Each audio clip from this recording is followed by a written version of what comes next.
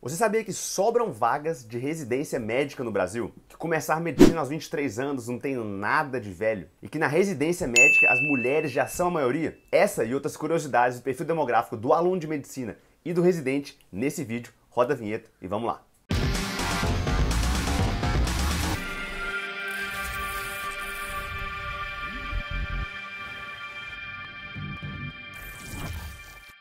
Nesse vídeo aqui eu vou abrir dois temas com vocês. O perfil do aluno de medicina no Brasil, de forma bem resumida e rápida, e o perfil do residente no Brasil, e aí é onde a gente tem muitos dados muito interessantes. Porque nessa do residente eu vou falar quais são as residências que os residentes mais escolhem, quais são as mais concorridas e que sobram vagas de residência no Brasil, mas tem um grande detalhe nisso aí. Escuto também no meu inbox diariamente: nossa, eu tô muito velho para fazer residência, eu comecei medicina com 23 anos, eu vou terminar quase ali com meus 29, aí eu vou entrar na residência com 30, e eu vou terminar a residência, sei lá, com 32, 35, eu tô muito velho, o mercado não vai aceitar isso. Eu escuto isso muito no inbox. Eu vou te mostrar aqui os dados reais de com que idade a grande maioria dos residentes se forma no Brasil, e você vai ficar relativamente mais tranquilo e ver que se você não se formar aí especialista com 27 anos, não tem nada de errado. E esse perfil ideal, onde você forma no cursinho ali, no terceiro ano já entra na faculdade, termina a faculdade, já vai pra residência, termina o R1, R2, já puxa o R3, R4 para R5, e aí você termina tudo rápido, o modelo ideal, tudo antes dos 30 anos.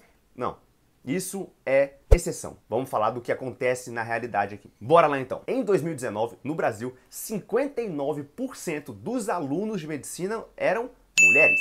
Então, mais uma vez aqui reforçando o que eu já falei nos outros vídeos, que a mulherada já é a maioria nas faculdades de medicina no Brasil. E esse número tende a aumentar, pelo que a gente viu aqui, viu? Então, machaiada aí, perdemos mais uma. Na minha sala, se eu não estiver enganado, era 40-20. São 60 alunos, eram mais ou menos 40 mulheres e 20 homens. Isso já em 2010. Outra coisa que é importante falar é que houve uma tendência dos médicos se formarem um pouco mais jovens no Brasil nos últimos anos. Observa só essa tabelinha aqui. Em 2013, só 28,7% dos alunos se formavam com menos de 25 anos. Já em 2019, esse número foi para 36,3%. Eu formei com 24. Eu entrei direto do terceiro ano e eu então me encaixo nesse 1/3 que se forma antes dos 24 anos, tá? 1/3. Outros 2/3 só se formam depois dos 25. Então, se você não tem aí idade para se formar com 24, você não tem nem um pouco errado. Você está dentro da grande maioria dos alunos de medicina no Brasil. E aqui eu já quero matar uma objeção muito grande.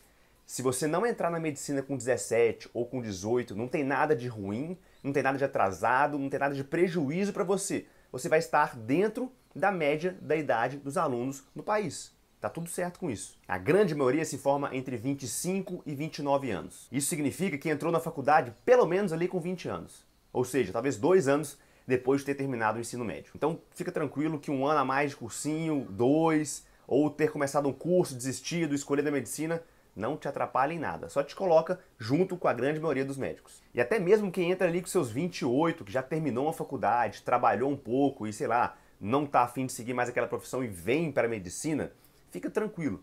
Lógico, com 28 anos, hoje, se eu estivesse entrando na faculdade de medicina, eu teria outras prioridades totalmente diferentes. A minha rotina seria totalmente diferente da minha com 18 anos, que, pô, tinha que fazer nada na vida, só estudar. Então, fica tranquilo, tenta se adaptar, você não vai ter prejuízo nenhum e, pelo contrário, pela maturidade, que teoricamente a gente tem a mais com 28 do que com 18, você vai ter algumas vantagens durante a faculdade, durante a residência, tá? Pode ter certeza disso. Resumindo a questão da idade do aluno, a grande maioria se forma entre 25 e 29 anos e só 1/3 se forma antes dos 24. E tem também 15% que se formam depois dos 30, a galera que entra aí já com mais experiência na medicina. Outro dado importante que o Demografia trouxe de maneira bem rápida aqui foi em relação à cor do aluno de medicina. Existe uma diferença entre públicas e particulares. Nas públicas, aqueles que se declaram brancos são aproximadamente 57% e os que se declaram pretos, pardos, amarelos e indígenas, eles completam aí os outros 43%, se eu não estiver enganado. Já nas particulares, a maioria é branco, isso não tem como negar. E em segundo lugar vem os pardos com 20,5%. Agora, já sobre a renda familiar, a gente teve várias diferenças entre os últimos anos e 2019. O número de alunos com famílias com renda inferior a 6 salários mínimos aumentou significativamente e talvez o FIES seja a explicação disso. Isso é uma coisa muito boa e eu me incluo nessa turminha que se formou por causa desses benefícios para se fazer medicina. No meu caso não foi FIES, foi uma bolsa da faculdade específica lá, mas foi por bolsa que eu consegui me formar. Esses alunos que têm uma família com até 6 mil reais de renda, né, 6 salários mais ou menos, eles subiram de 27% em 2013 para 44% em 2019.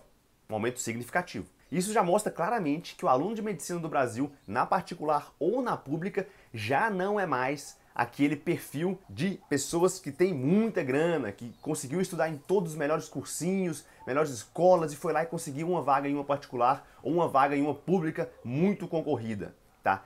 Metade, né, 44% praticamente desses alunos de medicina no Brasil hoje vivem em uma família que declara uma renda menor que 6 salários mínimos mensais. E vale lembrar aqui uma coisa, meu primeiro salário como médico foi o dobro do meu pai e da minha mãe juntos. Por que eu tô falando isso? Eu vejo muita gente reclamando que medicina não dá dinheiro. Concordo que já foi muito mais fácil, mas ainda dá muito mais dinheiro do que a grande maioria das profissões no Brasil. Basta observar a pirâmide de renda brasileira e que, se você trabalhar um pouquinho, se for um pouco esforçado, você imediatamente entra dentro do 1% que mais ganha dinheiro por mês no nosso país hoje, imediatamente após a formatura. Outro dado importante aqui é sobre a origem do estudo do aluno de medicina. Se ele estudou em escola pública, em escola particular, ou ensino médio, como é que foi? Aqui não teve muitas mudanças desde 2013 até 2019. 80% dos alunos que fazem faculdade em escolas particulares vieram de ensinos médios, não sei, particulares também. 80% estudaram em escola particular, fizeram medicina na particular. Já nas escolas públicas, só 33% estudaram no ensino médio em escola pública. Os outros 67% vieram de um ensino médio em escolas particulares ou mistas. Um dado importante que o ENAD trouxe é que em 2019, 16,5% dos brasileiros que fizeram medicina se formaram por meio de alguma política, ele chama de política de afirmação social, ações afirmativas de inclusão social ou cotas. E que os que mais ingressam na medicina por meio de cota são os indígenas, com 60% do ingresso de indígenas se dando por meio de cotas. E resumindo essa parte dos alunos aqui, o que mais mudou nos últimos anos no perfil demográfico do aluno de medicina é que aumentou o número daqueles que se autodeclaram pretos e pardos e de baixa renda familiar, que eu te falei que é abaixo de 6 salários mínimos, esse número aumentou significativamente nos últimos anos. Mas esse impacto foi mais percebido em escolas públicas, que não são a maioria das faculdades no Brasil hoje. Encerrando rapidamente essa parte dos alunos, vamos falar agora dos residentes. E essa parte tem muita coisa interessante para você que está buscando aí entrar na residência e às vezes fica ouvindo muitas histórias, escutando muitos fatos, mas não tem a real noção do que está acontecendo hoje, tá? É um pouco diferente do que já aconteceu lá atrás. Em 2019, existiam 809 instituições credenciadas para oferecer programa de residência. E eram 4.862 programas de residência no Brasil. É muito programa. Sabe quantos R1 entraram na residência, né, lógico, ano passado? 17.350. E que prosseguiram no R1 porque tem uma galera que desiste, tranca, entra com licença, atestado, um monte de coisa. Esse número chegou a próximo de 16 mil, porque 1.160 desistiram ou tiveram algum problema no seu R1. Guarda esse número aí. Mais ou menos 16 mil residentes entraram no R1 em 2019. Agora, vamos analisar isso aqui. Vamos pegar a quantidade de alunos que entraram na faculdade 6 anos atrás e que teoricamente se formariam em 2019? Eu sei que quem presta residência não é só o recém-formado. Existem outras pessoas ali que já formaram, já estão trabalhando e somam a esse número. Mas só para a gente ter uma noção, já que tem 16 mil R1s, quantos se formaram naquele ano que pleitearam aí essas 16 mil vagas? E em 2019, se formaram aproximadamente 22 mil médicos no Brasil. Então isso deixaria 5 mil de fora. Se todo mundo prestasse residência, 5 mil já ficariam de fora se todas essas vagas fossem concorridas, né? Se todo mundo quisesse pelo menos uma vaguinha. Agora, com as projeções de aumento do número de alunos, em 2024 vão se formar aproximadamente 32 mil médicos no Brasil. E se a gente seguir essa lógica, se não aumentar o número de residências no Brasil, nós vamos ter pelo menos aí 15 mil ficando obrigatoriamente de fora do R1 no ano de 2024, fora a galera que já está tentando dos anos anteriores. Então, a concorrência por uma vaga de residência no Brasil, ela tende a aumentar. Isso é um fato, não tem como a gente negar, porque o crescimento das faculdades médicas foi maior do que o crescimento das residências e aí o número não bate, tá bom? E a minha dica sempre vai ser, se garantam no estudo para residência. Não deixa isso para depois, priorize, tá bom? Se você tem o sonho de ser especialista, quer entrar na residência, dedica, abre mão, estuda mais, trabalha menos e foca no que é importante. E se você precisar de ajuda na gestão dos seus estudos, na organização de planilhas de revisão, de um norte para que você chegue ali no percentual de acerto que a sua instituição dos sonhos te exige, conte com a gente no nosso programa de mentoria. Já tem aí mais de 2 anos, eu vou deixar o link na descrição aqui embaixo. A gente realmente pode pegar na sua mão e caminhar junto durante esse ano todo, te guiando e dando ali o norte para os momentos do ano. Estudar em janeiro é diferente de estudar em fevereiro, estudar em julho, estudar em agosto, outubro, novembro. São momentos diferentes que exigem posturas diferentes, cargas horárias diferentes, número de provas, de questões individualizados para cada momento do ano, para que você não se perca em um ano que é grande, que é longo, que é cansativo, mas que faz muita diferença na sua vida, tá? Então, o link tá aqui embaixo. Se fizer sentido para você, vem com a gente e bora escolher a sua vaga de residência, não somente passar. Só um detalhe aqui, pessoal. Tem pessoas que procuram outras formas de se especializar no Brasil, tá? A residência no Brasil, junto com a prova de título, são as duas formas que conferem o título de especialista, né? O RQE, o Registro de Certificação de Especialista. Mas a pós-graduação é uma opção que muitos seguem para ter mais conhecimento de certas áreas, mas não confere o título de especialista, tá? Em alguns países é só por meio da residência que você pode chegar nesse título de especialista. Um detalhe muito importante que vai fazer muita diferença na sua vida é o seguinte: a bolsa de residência em 2020 foi de R$ 3.330,43. Você nunca mais vai esquecer esse número a partir do momento que você entra na residência, porque isso é referente a uma carga horária de 60 horas semanais e todo santo mês que essa bolsa pinga na sua conta, você vai olhar para ela e falar assim: meu Deus, isso aqui é muito pouco. E passei vários perrengues com essa bolsa no R1, mas tem um fato interessante: quando ela acaba depois da residência, ela faz falta. Você vai olhar para a conta do seu banco e falar: meu Deus, cadê aquela bolsa que vinha todos os meses aqui, foi minha companheira, pagou meu aluguel de São Paulo durante tanto tempo?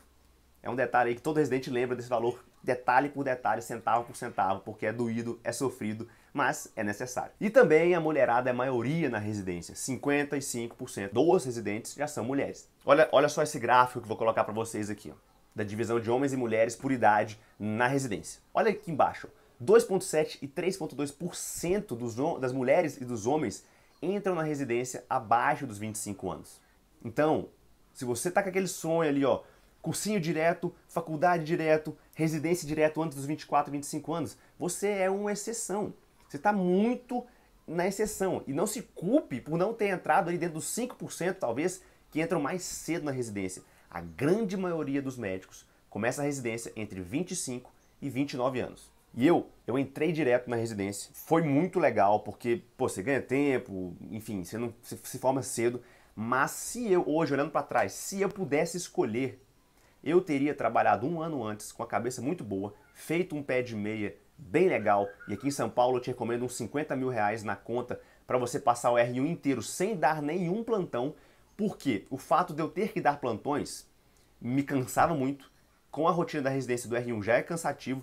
Eu fiz a medicina esportiva, não é tão cansativo quanto uma cirurgia geral, quanto uma clínica médica, quanto ortopedia, GO, pediatria, mas tem a sua rotina alta também, chegava a 80 horas em alguns estágios, e eu tinha que fazer 80, mais um pouquinho para dar um plantão, 2 plantões por mês, por semana, para conseguir fechar minha conta do mês de um custo de vida um pouco mais elevado aqui em São Paulo. Então, se eu hoje pudesse voltar no tempo, eu formaria, ganharia um dinheirinho, entraria na residência com 25 anos, um ano depois teria terminado tudo com 29, ao invés de ter terminado tudo com 28. Tá? Não muda nada, não muda nada. Hoje, olhando para trás, eu falo que não muda nada, tá? Então vai com calma e se planeje. Porque às vezes sua ansiedade, assim como eu fui, pode custar um pouco caro. Eu paguei, eu consegui passar pelo R1, fui bem, mas foi sofrido. Então hoje, olhando para trás, eu teria tomado uma atitude um pouco diferente. Tô olhando aqui, ó, mais uma figura e eu vou colocar ela para vocês agora aqui. Observem esse mapa do Brasil. Sabe o que significa isso? Concentração de vagas de residência no Sul, no Sudeste e no DF. Ali, ó, pontinho no DF é bem concentrado também. Então, mais uma vez, o número de médicos é concentrado no Sul e Sudeste, o número de especialistas é concentrado no Sul e Sudeste, e não seria diferente com as residências. Elas se concentram no Sul e no Sudeste do país. 57% dos residentes estão no Sudeste, sendo que 33,9% de todos estão no estado de São Paulo. Aí depois vem Minas com 11% e Rio com 10%. No Brasil como um todo, 68% dos residentes estão nas capitais. e só aí 32% estão no interior. Eu te falei que foram mais ou menos aí 17, 16 mil residentes no R1 ano passado, né? 2019, desculpa. Mas no total de residentes eram 57 mil no Brasil, do R1 ao R5. 57 mil, gente, é muita gente fazendo residência. E para quem não tá entendendo nada, R1 é primeiro ano de residência, R2 é o segundo ano de residência, tá? As 4 especialidades mais procuradas no Brasil: clínica, cirurgia, pediatria e GO. E aqui as menos procuradas, aquelas que estão quase esquecidas aí pelos nossos queridos residentes: angiologia, medicina do tráfego, tráfico, tá? Homeopatia, nutrologia.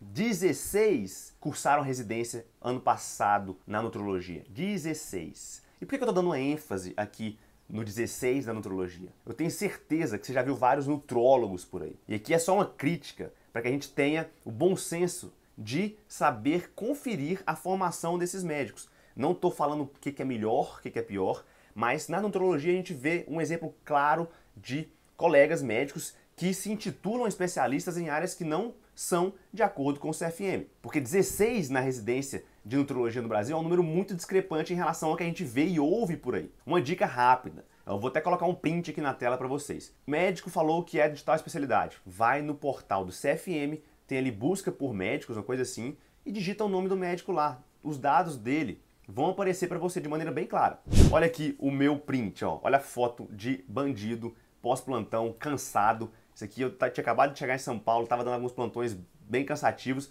Fui lá no CFM para fazer o meu registro lá da carteirinha e olha a foto que me tiram.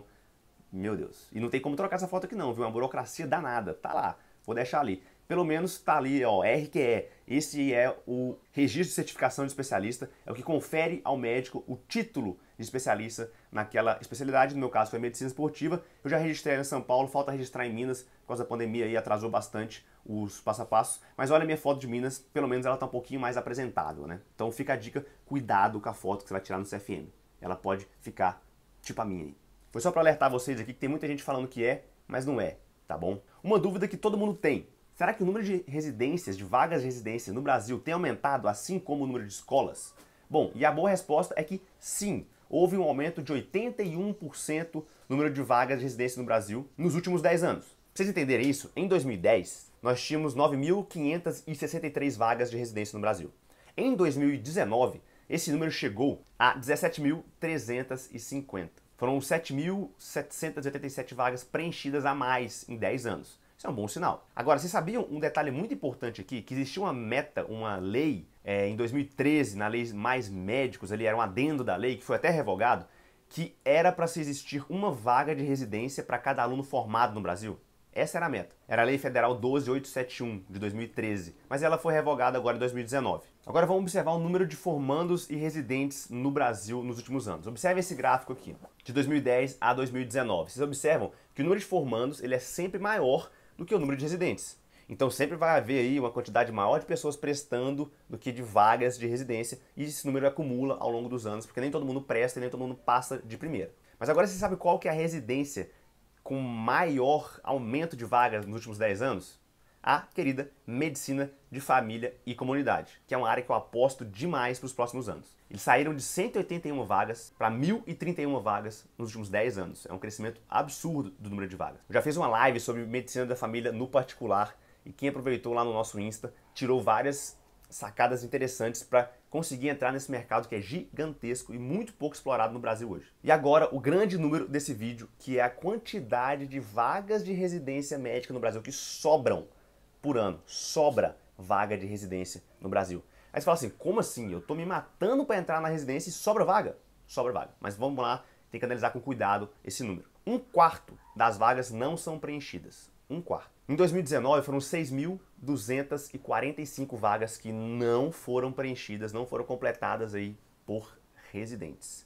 6.000 e a gente precisando só de uma. Mas vamos lá para alguns motivos que isso acontece. Parte desse número é desistência. Então é um aluno que entra, fica ali 1, 2 meses e aí desiste, ele não curtiu, não se identificou, por algum motivo ele sai e aquela vaga fica ociosa. Então a dica de ouro, pensando no bem da comunidade dos residentes, é: se você for desistir, meu amigo, desista antes do primeiro mês, para que tenha tempo de se chamar o próximo da lista. Porque a partir do segundo mês já não se chama mais e o time fica com um a menos e todo mundo vai lembrar do seu nome para sempre. Especialidades com mais vagas do que interessados. É o caso da medicina de família, que cresceu muito o número de vagas nos últimos anos e nem sempre há interesse por esse número total de vagas, né? Mais de 1.000 por ano. Programas de residência sem tradição, sem nome, lá na PQP, e aí as pessoas não se arriscam, né? Pô, eu passei muito longe no hospital que é desconhecido.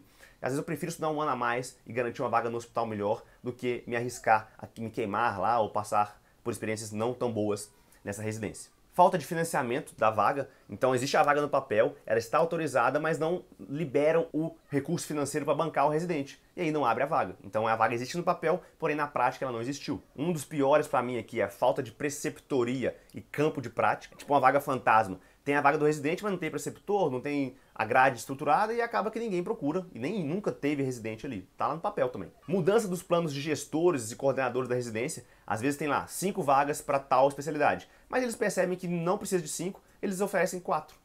E aí essa vaga fica ociosa. E o último, que eu acho que é um dos maiores aqui, é a superestimação do número pela própria Coreme, pela questão de dados. Às vezes não conseguem dar baixa nos dados, e esse número fica desatualizado e ele aparece muito maior do que ele realmente é. E essas são as possíveis causas para explicar 1/4 das vagas não serem preenchidas, né? Mais de 6.000 vagas sobrando no Brasil todos os anos. Fala pessoal, agora vamos lá. Vem cá. Fazer uma boa residência faz muita diferença na nossa vida como médico. Muita mesmo, tá bom? Financeiramente falando, às vezes não é isso que vai te convencer, porque o plantoneiro raiz, o cara na pedrada ali, ele consegue ganhar mais dinheiro do que o especialista, com certeza. Só que o especialista, ele tem outras vantagens que no raio de alguns anos tendem a ser mais vantajosas. Melhores condições de trabalho, uma certa estabilidade, eu não gosto dessa palavra estabilidade, mas o especialista ele tem mais opções, ele se garante mais no mercado do que o não especialista, porque ele não é tão facilmente substituído quanto o não especialista, tá bom? Melhores condições de trabalho, eu já falei, mas uma infraestrutura melhor de trabalho.